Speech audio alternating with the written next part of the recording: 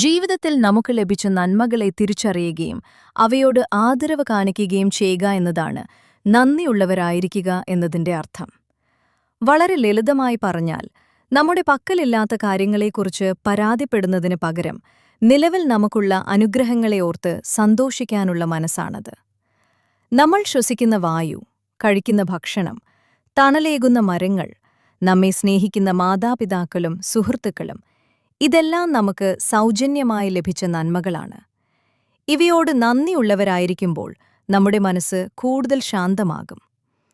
എല്ലാം എന്റെ കഴിവാണെന്ന ചിന്ത മാറ്റി പലരുടെയും സഹായം കൊണ്ടാണ് ഞാൻ ഇവിടെ വരെ എത്തിയതെന്ന് തിരിച്ചറിയുമ്പോൾ നമ്മളിലെ അഹങ്കാരം ഇല്ലാതാകുന്നു.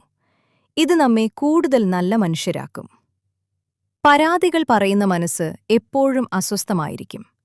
എന്നാൽ ഉള്ളതിൽ നല്ലതിൽ നന്ദി കണ്ടെത്തുന്ന മനസ്സ് എപ്പോഴും സന്തോഷം നിറഞ്ഞതായിരിക്കും.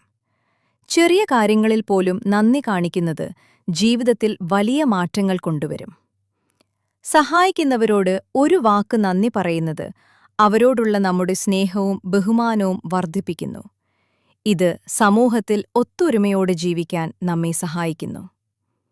സൂര്യപ്രകാശം കിട്ടുമ്പോൾ വിരിയുന്ന പൂവിനെപ്പോലെ നന്ദിയുള്ള മനസ്സ് എപ്പോഴും പ്രസന്നമായിരിക്കും.